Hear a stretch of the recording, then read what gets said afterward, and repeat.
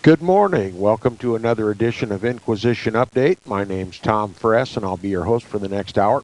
You're listening to FirstAmendmentRadio.net. Thanks for tuning in. We're going to continue now our reading and discussion of this most marvelous Protestant book by Michael de Semlyen. It's entitled The Foundations Under Attack, The Roots of Apostasy. And you can find a link to this book on my website, InquisitionUpdate.org. That's InquisitionUpdate.org, and click on the link and read along. We're currently near the bottom of page 5. Yesterday we concluded a brief discussion of what is historicism. Historicism is that system of Bible interpretation that was held by all Bible believers from the first century right up through the Protestant Reformation. It is the only correct interpretation of Bible prophecy, as opposed to preterism and futurism. Historicism encompasses the entire history of the Christian church from the first century until the return of Christ. And it places Bible prophecy and their fulfillment within that entire span of time. Preterism, on the other hand, suggests that Bible prophecy was fulfilled, that is, those prophecies regarding the Antichrist were fulfilled prior to 70 A.D. On the other hand, and quite opposite, futurism says that the prophecies regarding the Antichrist will not be fulfilled until the last 7 years before Christ's return. Now, which makes more sense? Just stop and ask yourself, what makes more sense? Was all Bible prophecy fulfilled before the 70 A.D. and the destruction of the temple by the Romans? Was the Antichrist Nero? And what has transpired during the whole history of the church from that time forward is the building of the kingdom of Christ under the rule of the papacy? Quite absurd, isn't it? Futurism, on the other hand, says, well, God went to sleep for the last 1,500 years, and the prophecies in the Bible won't be fulfilled yet until 7 years before Christ comes. The Antichrist won't be revealed in the world until just 7 years before Christ comes. Isn't that a little ridiculous? That God went to sleep for 1,500 years, that Bible prophecy simply ceased, and we're kind of on our own for 1,500 years? It's untenable. Especially when you realize that futurism was only believed in the world for the last 150 years. Never before was it believed in. Never before was it even mentioned. It was unheard of. Historicism was believed in the world by Christians all throughout the Christian era. It's only we in the last 3 or 4 generations have believed the lie called futurism. Yet it's taught in all the churches. I think we need to restore historicism, the correct and only correct interpretation of Bible prophecy, which marks the papacy as the Antichrist. The papacy, which arose within 500 years of Paul's teaching. And it has ruled over the kings of the earth for the entire Christian era. And it has persecuted the saints of the Most High for the entire Christian era, to the tune of hundreds of millions slain and tortured and beheaded and burned at the stake. Now, who did Daniel speak about as the Antichrist? The prophet Daniel, the one given so much respect in the churches. What did Daniel really preach? Under the subtitle, The Little Horn of Daniel, we begin near the bottom of the page 5, if you're following along. He said the reformers also identified the papacy as the persecuting little horn of Daniel chapter 7. The Protestant reformers identified the papacy. Oh, not just the Protestant reformers. It says the Protestant reformers also identified the papacy. In other words, there were multitudes for centuries upon centuries and millennia before the Protestant Reformation who mark the papacy as that persecuting little horn of Daniel chapter 7. You see, it's futurism that's the new kid on the block, not historicism. Again, he says the reformers also identified the papacy as the persecuting little horn of Daniel chapter 7. John Wycliffe asked the question, quote, "Why is it necessary in unbelief to look for another Antichrist?" Unquote. John Wycliffe, okay, asked the question, why is it necessary in unbelief to look for another Antichrist? We have our Antichrist. It's the papacy. It's the one against whom Paul preached. It's the one against whom all Bible-believing Christians throughout history have preached. The papacy. And if you look for another Antichrist other than the papacy, then you must be in unbelief. That's the state of Christianity today. It's in unbelief. Why is it necessary in unbelief to look for another Antichrist? In the 7th chapter of the book of Daniel, Antichrist is forcefully described by a horn arising in the time of the 4th kingdom. Remember, the 4th kingdom was the Roman Empire, right? First there was Babylon, then Medo-Persia, then Greece, and then Rome. There's only 4 mentioned by Daniel. There's not another that arises after the 4th. The 4th will rule and reign until Christ returns. That's unequivocal. Nobody disagrees with that. So what is this little horn that arose in the time of the 4th kingdom, which will, quote, wear out the saints of the Most High?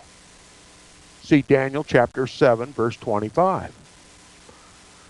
The Protestant reformers believed, as do many Christians today, and I pardon my author, it's very optimistic to say that many Christians today believe it. I don't agree with him.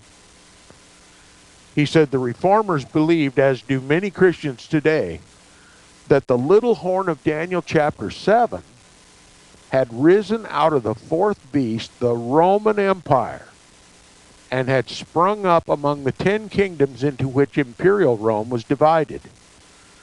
All right, the Roman Empire was on the verge of crumbling shortly after Christ's day. Okay, it began to crumble immediately. And Paul preached that when the empire crumbles and the Caesars are gone and taken out of the way, because after all, they were restraining the rise of the succeeding power. Once they're taken out of the way, once that restrainer is taken out of the way, once that let is taken out of the way, then the man of sin will be revealed, the son of perdition. Okay, he makes reference here, Daniel chapter 7. This is note 10 in the book, at the bottom of the page. He says, Daniel chapter 7, verse 24, quote, "And the 10 horns out of this kingdom are 10 kings that shall arise." That is, after the fall of the Roman Empire, it will crumble into 10 separate kingdoms. "And another shall arise after them," that is, another king, "and he shall be diverse from the first 10, okay, and he shall subdue 3 kings, unquote. Okay, with my own additions for explanatory reasons. Let me read the text of the scripture without any input from me. You can read it along for yourself. Daniel chapter 7, verse 24. "And the 10 horns out of this kingdom are 10 kings that shall arise, and another shall rise after them, and he shall be diverse from the first, and he shall subdue 3 kings." That's Daniel chapter 7, verse 24. Now here's what E.B. Elliott says, the author of the magnificent work Jorge Apocalypticae. He says, quote, I might cite 3 that were eradicated from before the Pope out of the list first given. Okay? Elliott says, quote, I might cite 3 that were eradicated from before the Pope out of the list first given. Okay, the 10 kingdoms into which crumbled the Roman Empire, there were 3 that were rooted up by the little horn. And he says, here are the 3. The Heruli under Odoacer, the Vandals, and the Ostrogoths. Okay, those were the 3 kings that were rooted up by the little horn. The 3 horns that were rooted up by the little horn that arose after the 10. All right? Now, he says this in his book, Jorge Apocalypticae. It's a monumental work. This was taken out of volume 3, page 168, under a note 1 on the page. And this work was published in London in 1862. All right? This is history. The Roman Empire immediately crumbled into 10. The Caesars were taken out of the way. The Roman Empire was left without a Caesar. So it was broken up into 10 kingdoms. And then the papacy arose later and destroyed 3 of those kingdoms. And we have their names, the Heruli, the Vandals, and the Ostrogoths. This is history that's not taught in the churches anymore. Because it's very important in history. Because it identifies the papacy as the man of sin. It shows us that history is fulfilled even in our time. Where goes preterism at this point? Where goes futurism at this point? They're utterly obliterated, both of them, just out of this fulfillment alone. This happened in the 4th and 5th century. Not 4 centuries after the book of Revelation was closed in 95 AD by the Apostle John. God began to fulfill his prophecies right away so that no one would be misled, no one would be mistaken, no one would be deceived by this idea called preterism, and certainly no one would buy the lie we know today as futurism. Okay, history is being prophecy is being fulfilled in history all throughout the Christian era. All right. Now he also says, proving that the Roman Empire broke into 10 kingdoms, he's going to name the kingdoms. Here they are. He in a note on note number 11 at the bottom of the page, he says these were the following. Who were the 10 kingdoms into which the Roman Empire fell? First, the Angles and the Saxons in Britain, the Franks in all of Gaul, north and west of the river Moselle, the Alemanni in northern Switzerland, Swabia, Alsace, and Lorraine. Okay, those are the Alemanni. And it says the Burgundians in west Switzerland, and the valleys of the Rhone and the Saône on the in southeast Gaul, the Visigoths in southwest Gaul and Spain, the Suevi in that part of Spain which is now Portugal, the Ostrogoths in Pannonia, what is now Austria, the Lombards in Noricum between the Ostrogoths and the Alemanni, the Heruli in Italy, and the Vandals in North Africa with capital at Carthage. Those are the 10 kings. This is history. Bible prophecy being fulfilled in history. After 70 AD and long before the so-called 70th week of Daniel that the futurists believe in. So, I ask the question again. At this point, where is preterism? And at this point, where is futurism? They're both destroyed. They're exposed as the lies that they are.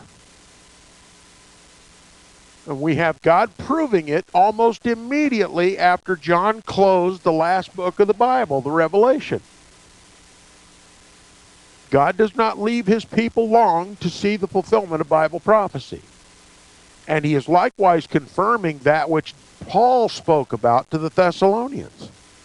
He who now letteth will let until he be taken out of the way, and then that man of sin shall be revealed. God didn't wait long to fulfill that prophecy. John saw it coming headlong like a steam engine. And here we have confirmed in history. Widely accepted history. Undisputed history. Let me be perfectly frank about it. Undisputed history. Nobody disagrees with this. So how has Rome proffered the lie called futurism? There has to be some delirium that's come upon his people that God's people have been deceived by futurism. Strong delusion. Okay? Sorry to be so frank about it, but we have to be truthful. All right, now continuing, he says the little horn, that is the Antichrist, is quote-unquote diverse or different from the other kingdoms. Okay? If it's different, it's not the same, right? So something's different about this little horn that comes up and roots up 3. What is different about him? A note, and here a note, it says, Daniel chapter 7, verse 7, verse 19, and verse 23 and 24 describes this little horn. The papacy proved to be different from the other kingdoms, claiming spiritual as well as temporal power. All right? The other 10 kings had claim to temporal power. They were kings, magistrates. They were chief over their tribes. But they didn't claim any spiritual power. They didn't claim any divine right to rule. They didn't claim to be the replacement of the Son of God on earth. And don't you know that was the very thing that the papacy used to destroy and to uproot those 3 heathen kings that were before him? He did it under the divine right. He did it as the representative of the Son of God on earth. That's the power and authority behind the papacy that justified their removal, their uprooting. This is what made him diverse from the first. Okay? He says the little horn, that is the papacy, has, quote, a mouth speaking great things.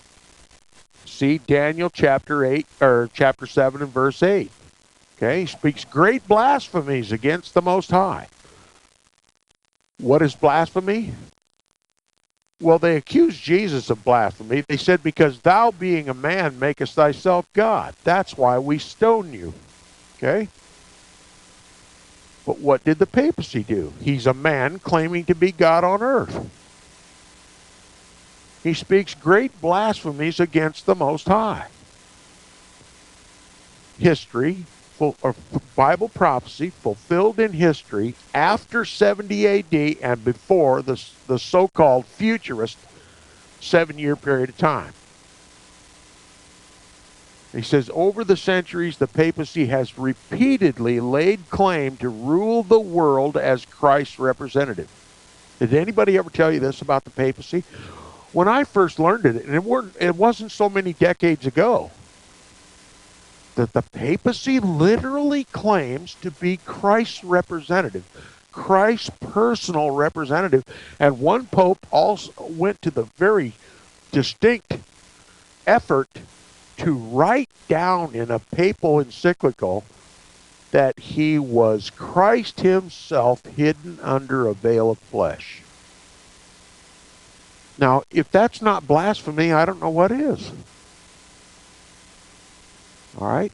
Over the centuries, that is from the beginning of the papacy until now, and also until Christ returns, this blaspheming power will continue to blaspheme God's name. and to speak great things against the Most High, and to wear out the saints of the Most High. Wouldn't you think that the papacy, which has ruled and persecuted and blasphemed for the last 1,500 years or 1,800 years, wouldn't you think the people of the earth for the last 1,800 years would like to know that the Bible paints him and him alone as the Antichrist?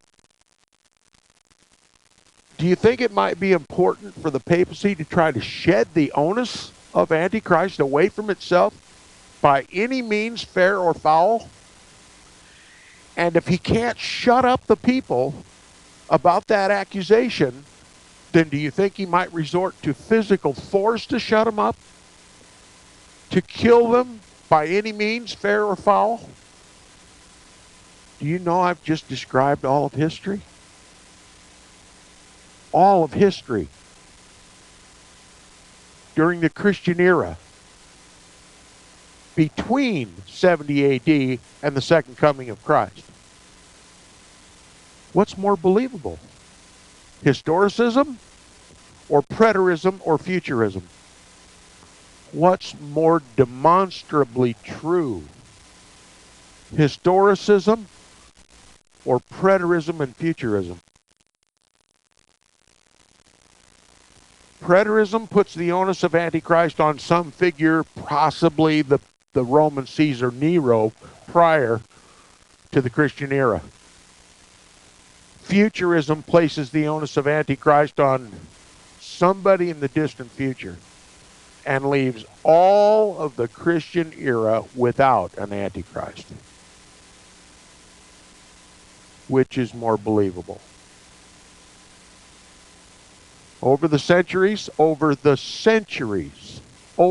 millennia, the papacy has repeatedly laid the blasphemous claim to rule the world as Christ's representatives, as Christ's representative. It has also claimed to speak with infallibility on matters of faith and doctrine, as well as continuing to insist that, quote, there is no salvation outside the Church of Rome, unquote. That's been the claim of the papacy all throughout the Christian era, from the fall of the Caesars to the rise of the papacy, and it will continue to do so until Christ returns. I don't mean to be redundant, but the point has to be asked, once again, what's more believable? The historicist interpretation of Bible prophecy, or the ridiculous claim that Antichrist was Nero and he's been taken out of the way, and now it's up to the papacy to build the kingdom of Christ, or that Antichrist won't come until the end of time? To me, it's obvious. But I've known the truth for 20 years. For those who have grown up, as I did, in the Protestant churches, the ecumenical churches today, this might seem like heresy. But to believe historicism is heresy is to condemn all of God's people throughout history who believed it. We'll be back right after this.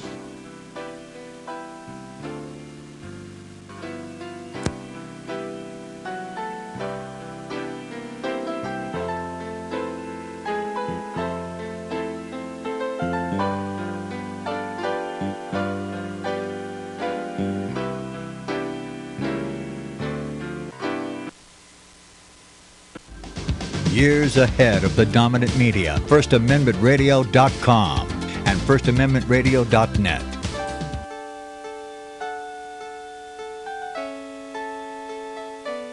The program you are listening to is 100% sponsored by you, the listener, on this First Amendment Rights Media channel. You will notice that there are few commercials on this radio network.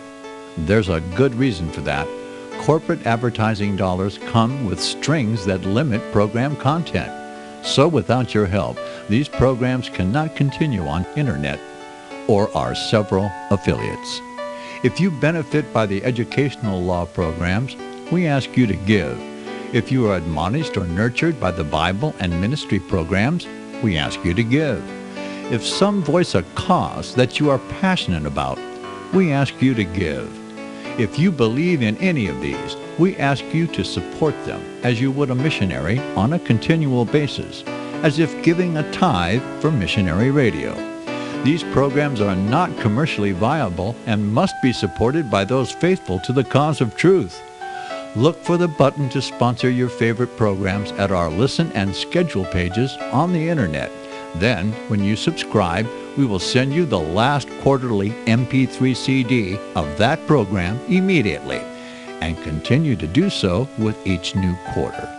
We will also give you unlimited archive access to all of our programs. We're asking you to give much less than a tithe, so that you may also send support directly to a particular program host, cause, and anywhere else the Spirit may lead you. Do all to the glory of our God and Creator, for His holy nation, the only kingdom that will last forever. Thank you for listening.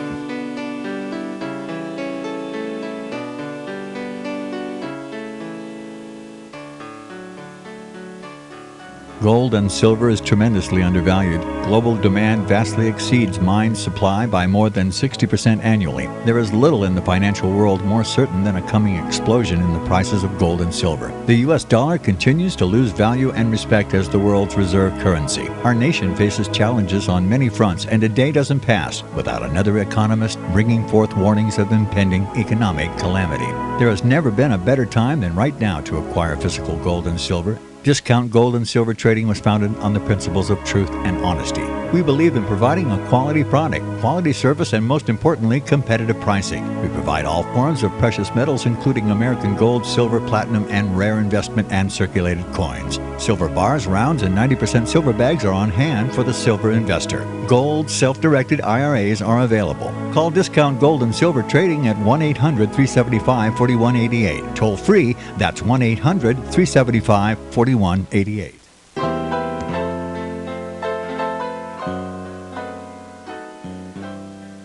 Welcome back from you're listening to the second half hour of Inquisition Update on First Amendment Radio. If you'd like to sponsor the program, please support First Amendment Radio that sponsors and pays the bills for Inquisition Update.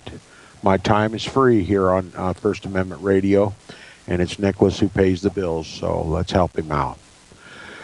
And if you wish to email me, please do so. My email address is tom@seawaves.us, and we'll continue now where we left off before the break. Did you know that the papacy has always claimed to speak for God in the world? He's the sole source of divine truth, according to official Roman Catholic teaching. This is Roman Catholic canon law we're speaking about, and the decrees of the popes. There's no other voice on the planet that speaks as the representative of God on earth but the papacy. Further, there's no one else on earth that even makes that claim. Without exception, there's no one else on earth that makes the claim to speak for God on earth, the God of the Bible. You don't have different choices to choose from. The papacy has made it abundantly clear. He alone is the voice of God on the earth. That's official Roman Catholic teaching. And you must believe it according to Roman Catholic canon law. There's no dissent from that belief, or you cease to be Roman Catholic. And this infallible representative of God on earth says there is no salvation outside of the Church of Rome. It's So if you're not a card-carrying member of the Church of Rome, adherent to all its laws, its Roman Catholic canon law, in the belief that the Pope is the divine representative of God on earth, that he speaks infallibly, then you are outside. You are ipso facto outside of the Roman Catholic Church, and for you there is no salvation. So who's the Savior according to the papacy? He and his church. If you seek to be saved, you must adhere. You must seek your salvation from the Roman Catholic Church, or there's none available to you. Is that not blasphemous? When my Bible plainly says all have sinned and fallen short of the glory of God, there's none righteous, no, not one. That the content of a man's heart is only evil continually. Where is that evil more abundantly expressed in the world than in the heart of the papacy, that dares to call itself infallible when God says otherwise? There is none righteous, no, not one.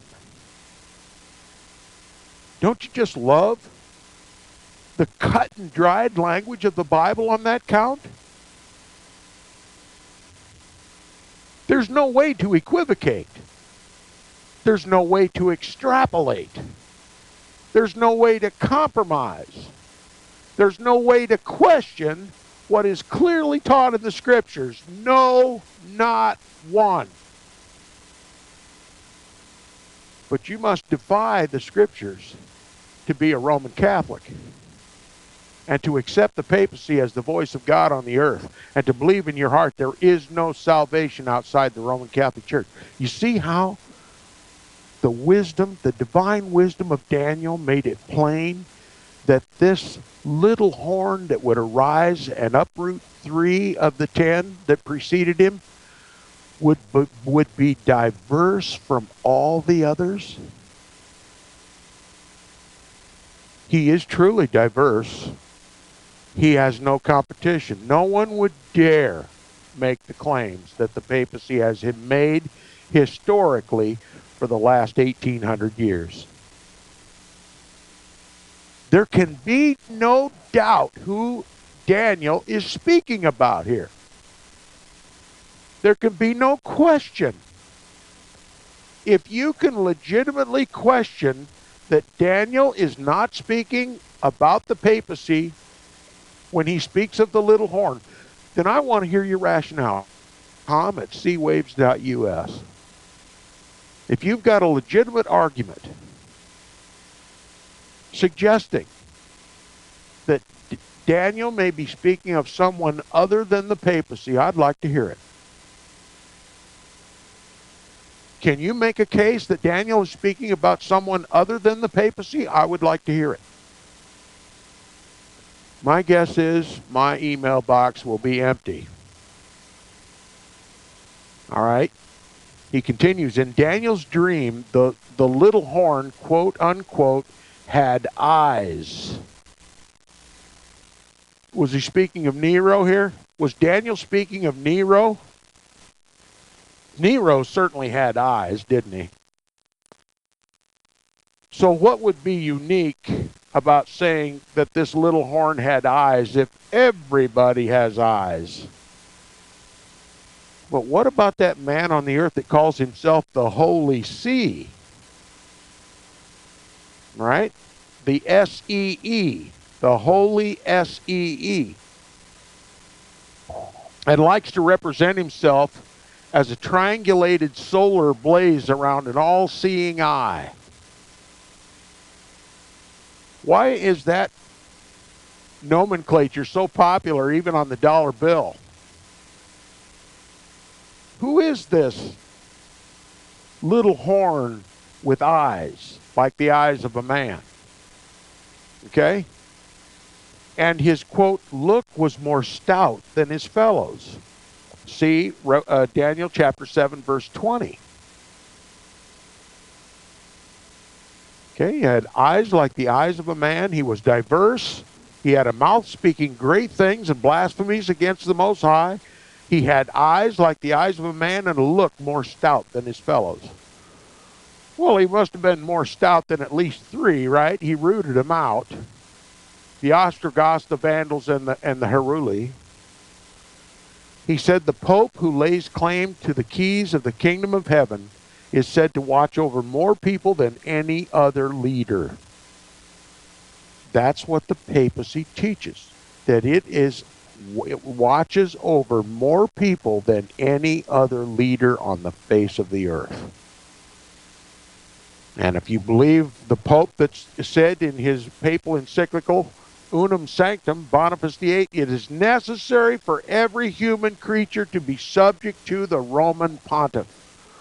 Do you suppose the Roman Pontiff might see over the heads of all of his people, and that encompasses every human creature? You see how blasphemous that is? This is straight out of Roman Catholic canon law. I named you the encyclical, Unum Sanctum is its name. Its author was Antichrist Pope Boniface VIII. Can you now suggest that Daniel is speaking of someone other than the papacy? I doubt it.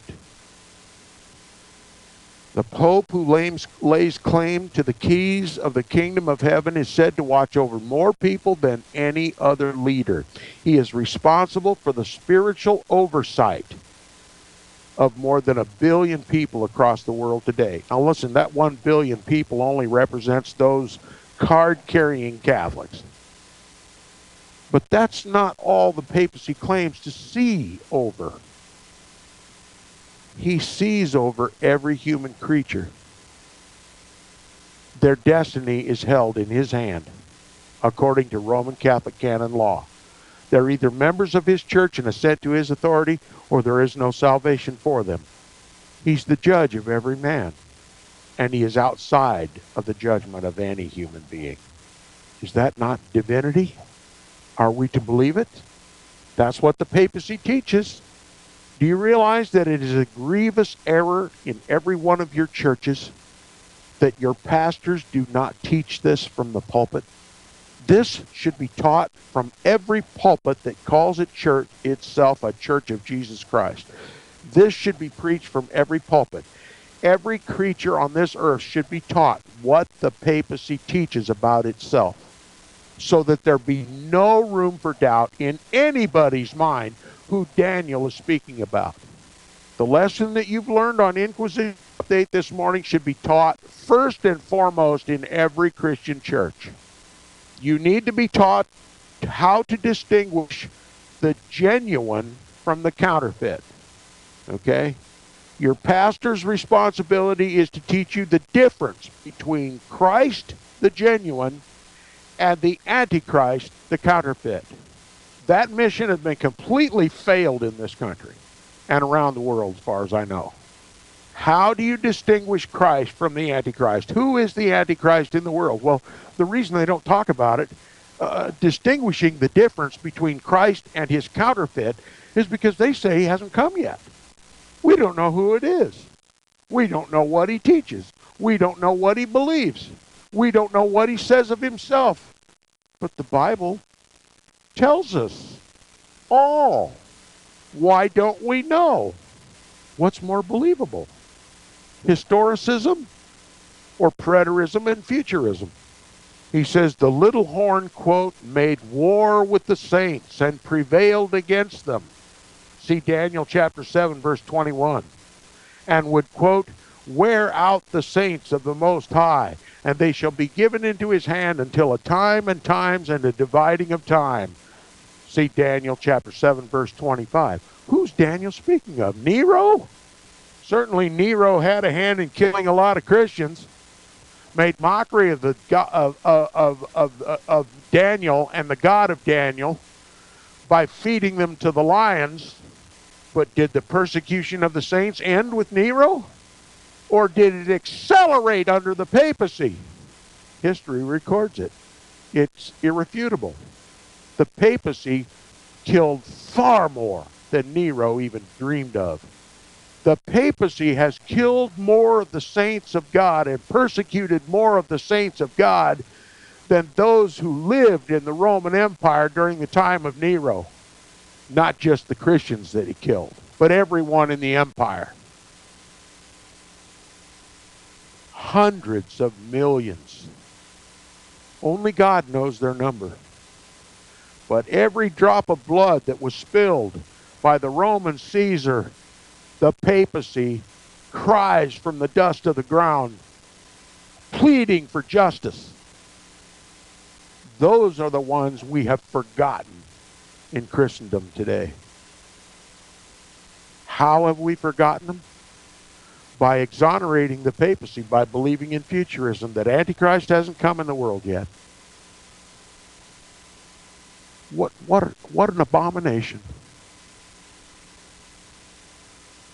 Just like the blood of righteous Abel that crieth to God from the ground at the hand of Cain, all of those saints throughout history who've been slain by the papacy, every drop of their blood cries for justice. Cries from the dust of the ground.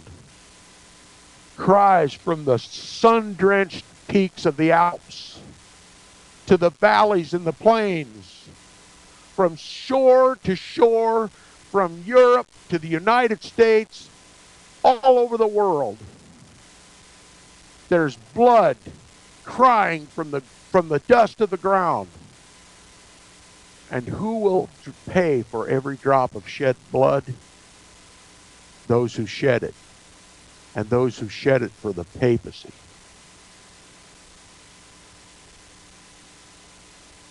He says, this part of the prophecy was comprehensively fulfilled over the many centuries of papal Rome's ruthless persecution of Bible-believing Christians through the Dark Ages, during the Inquisitions, right up to the French Revolution.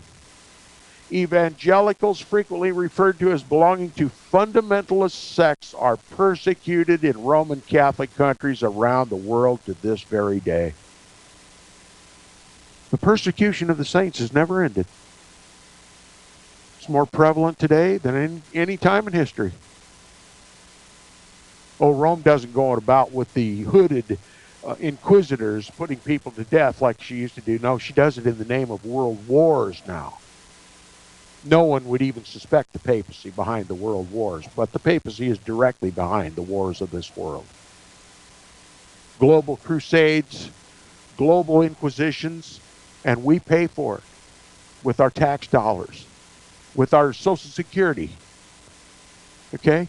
They've taken your money by fraud. They've conspired against the King of Heaven. They wish to cast their chains from him. Okay?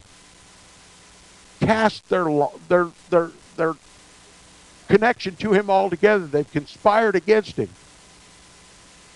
And they make war against him by making war against the saints.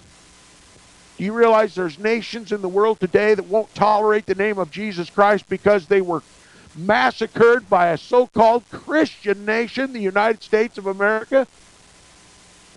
The United States has done more to defame the name of Christ than any other nation on the planet. And who did we kill for? For whose benefit? Certainly not for yours nor mine, but for the papacy. To help bring him to global supremacy. That's what the wars of the world are fought about. Japan's emperor claimed himself divine and infallible. He was stealing the title away from the papacy. That's why the United States went to war in Japan. And you can just name them all down the line. The Second World War was nothing but a persecution against the saints of Almighty God. Germany, the heart of the Protestant Reformation.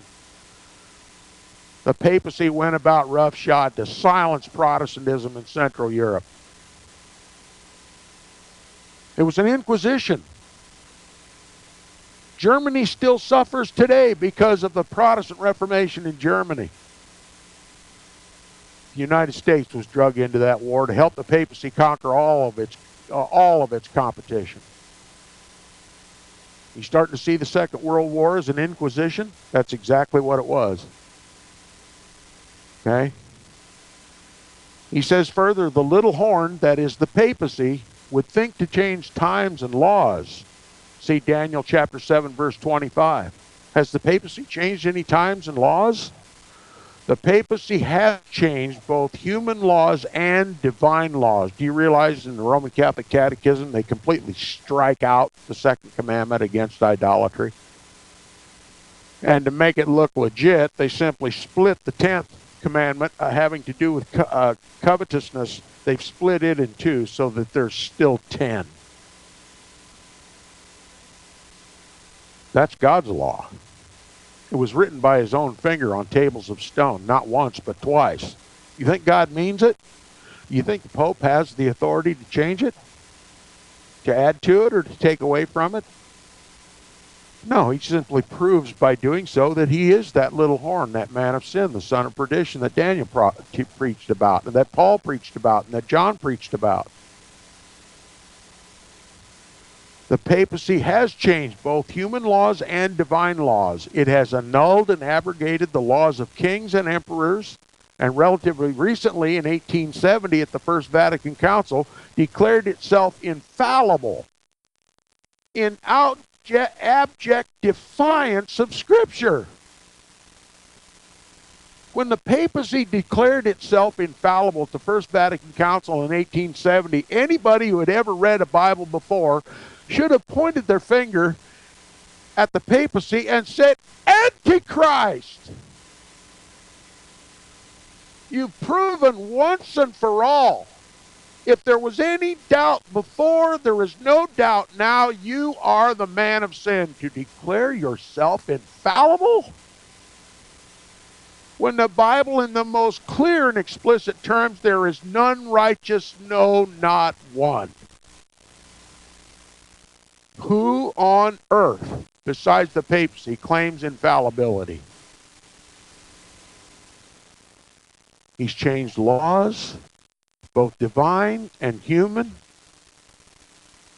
He is presumed to annul marriages and to ordain a celibate priesthood in place of the biblical model of married pastors. You can't defy Scripture more than has the papacy over the last 1,800 years. He's been fulfilling the book of Revelation, the prophecies of Daniel, Paul, and John for 1,800 years in this world.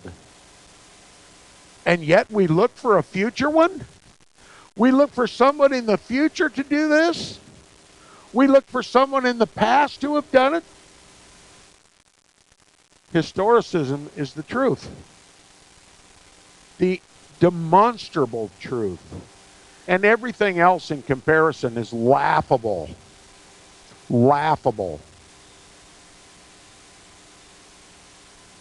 Not only laws, but also times have changed. The calendar of Pope Gregory has replaced the calendar of the Emperor Justinian. That's right, we call it the Gregorian calendar because Pope Gregory changed the calendar. Do you know anytime we recognize what month, day, and year it is, we're paying homage to the Pope of Rome, Gregory? God laid out the calendar for his people in the Bible. Does anybody regard it today? No. The months were marked out in the phases of the moon. Do we regard that anymore? No, it's calendar, calendar, calendar. Pope Gregory's calendar. That's what we go by. Even the names of the week. When did God name the days of the week? Never once. It was the first day of the week, the second day of the week, third, fourth, fifth. Sixth was preparation day. The seventh day was the Sabbath. That's it. No names were ever given to the days of the week. Where did they come from? They come from pagan gods. Sunday is the venerable day of the sun. The sun god, Ra. It was regarded in all the pagan religions. Monday's the day of the moon. Tuesday, the name of Zeus. Wednesday, the name of Woden, the pagan god Woden. Thursday, the name named after the pagan god Thor. Friday, named after the pagan god Frigga. They were all honored throughout the pagan Gentile world. and Saturday, named after the god Saturn. This is all researchable information. I didn't just make this stuff up off the top of my head. You can look it up for yourself. Do you ever wonder why the other so-called planets in the solar system are named after the same pagan gods? Mercury, Neptune, Jupiter, Saturn, Pluto. Well, they've kind of relegated the pagan god Pluto to a non-planet status, but it never mind. They attach pagan names to all of them, and not one of them was created by anybody but the God of the Bible, the God that this world mocks. Even the Christian world mocks his name. Who's responsible for all this apostasy? There's none righteous in this world. No, not one, and especially not the papacy. There are all the many different saints' days in the Roman Catholic Church, and we have both Christ Mass, we call it Christmas, but it's really the Christ Mass, the Mary Mass of Christ. Do you know what the word Mass means? Sacrifice, killing. The Mary killing of Christ. That's what, look, I know this is what absolutely makes people flee from me, but I don't mince words about it at all. Christmas is, do you realize there's not one mention of the day that Jesus, not one mention of the day, the calendar day in which Jesus was born in the Bible? To mark his date on a calendar, you'd have to go somewhere else besides the Bible. The Bible doesn't make record of it. Oh yeah, he was born. No doubt he had a birthday, but we're never told in the Bible what day it was. We know it was in the fall. Shepherds were in the field. Even Christians admit this. December 25th can't be Jesus' actual birthday, but we celebrate it anyway. Does anybody ever stop to ask where we get December 25th, where it really comes from? Well, it's the birthday of Tammuz. And it was just adopted as Jesus' birthday so as to draw the pagans into the Roman Catholic Church. You think that sounds hilarious and ridiculous? Just look it up for yourself. It's acknowledged. So is Easter. We've been deceived. I'll be back tomorrow.